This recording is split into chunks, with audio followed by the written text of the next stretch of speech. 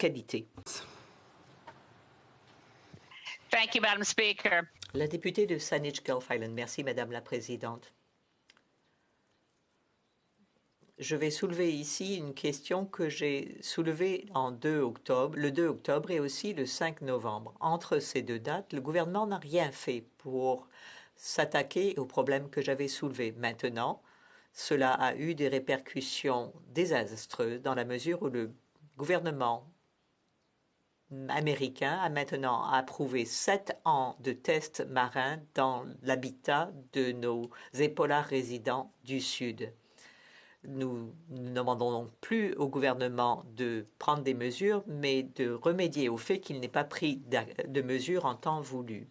Le gouvernement américain a l'intention de mener des tests au large, y compris les eaux de la mer de Salish, soit l'habitat essentiel d'une espèce menacée. Il y a seulement 74 épaulards résidents du Sud, seulement 74. Et ces épaulards sont menacés par toutes sortes d'éléments. L'approvisionnement en nourriture. Il a fallu 14 ans entre l'espèce a été reconnue comme étant en danger et le moment où on a adopté un plan de rétablissement. On sait qu'ils ont besoin de saumon, qu'ils ont besoin aussi d'être protégés de l'augmentation du trafic de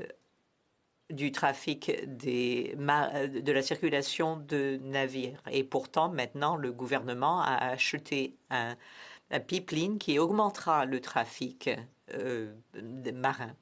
Nous savons que les épaulards sont menacés aussi par les activités, les vaisseaux d'observation des baleines.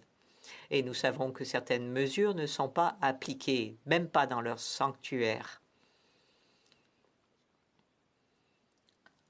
Que les gens qui s'introduisent dans leur habitat ne sont pas frappés d'amende. Voici ce que le gouvernement fait. Pour dire vrai,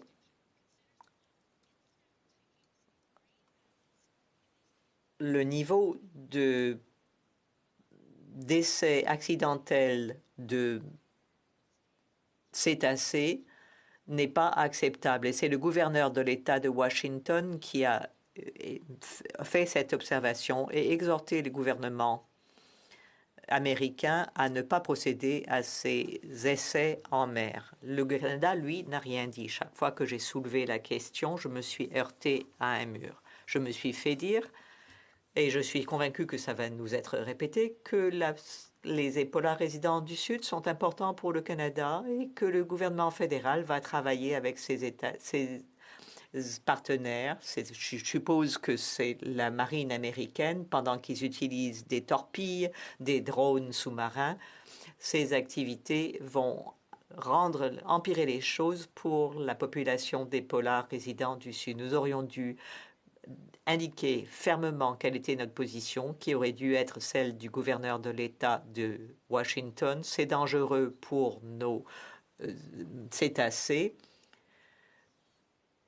Ces décès accidentels sont chiffres par centaines ces dernières années. D'où la question que je pose ce soir. Qu'allons-nous faire pour soulever la question avec le nouveau président élu? Est-ce que cela pourrait être mis sur la liste des choses sur lesquelles nous demandons au gouvernement américain d'agir? Le secrétaire parlementaire de la ministre des Pêches, des Océans et de la Garde côtière canadienne. Madame la Présidente, notre gouvernement entend assurer la protection des épaulards résidents du Sud et restaurer la population. C'est important pour les communautés côtières et historiquement pour les autochtones de la région. Il est tout à fait inacceptable que nos épaulards soient exposés à des dangers. Il faut comprendre les mesures et les investissements pris pour rétablir l'espèce et améliorer l'habitat. Avec 74 individus seulement, avec une population qui a diminué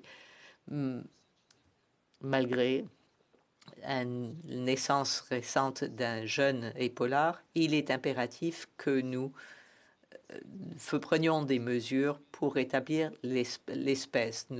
J'ai eu l'occasion de parler à des experts américains, il y a juste 2 ans, ce qui a permis de prendre des initiatives importantes.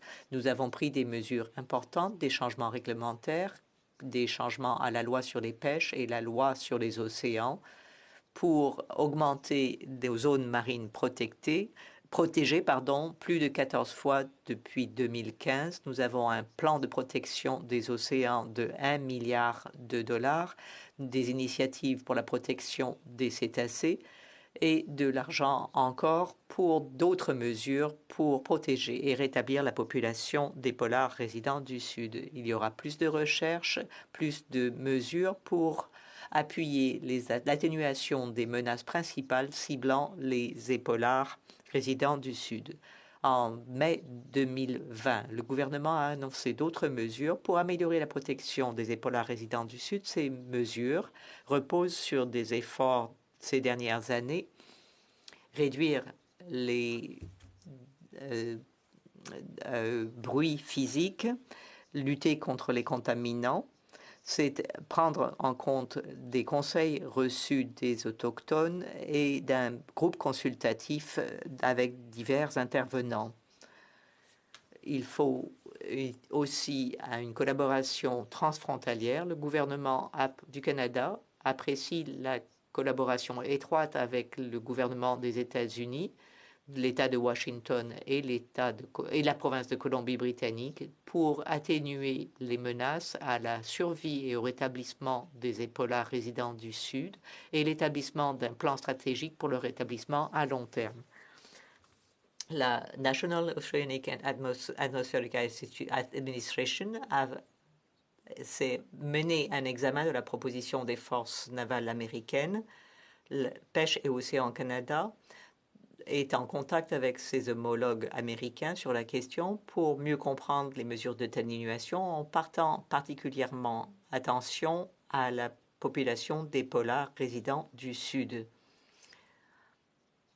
Les États-Unis se montrent disposés à travailler de façon collaborative sur ce dossier, ce qui nous permettra d'envisager des modifications des mesures d'atténuation.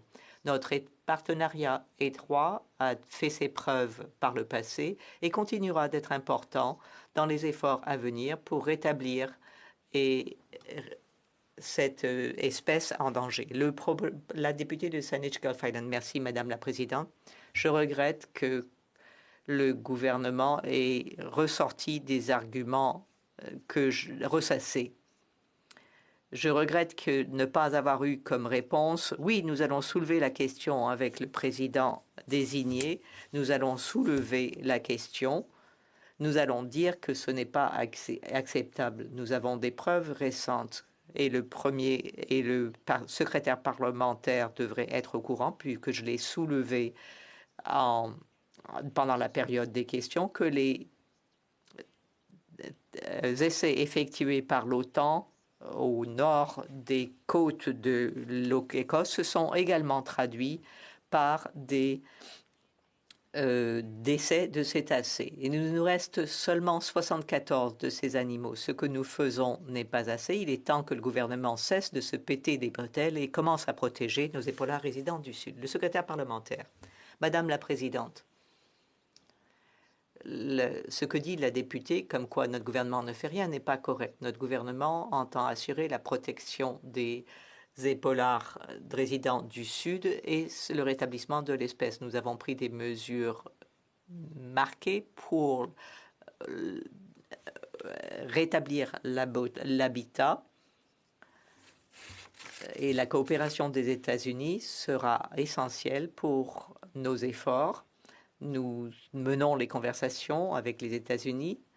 Le ministère des Pêches travaille avec la National Oceanic and Atmospheric Administration pour assurer la sécurité des cétacés. La parole au prochain collègue.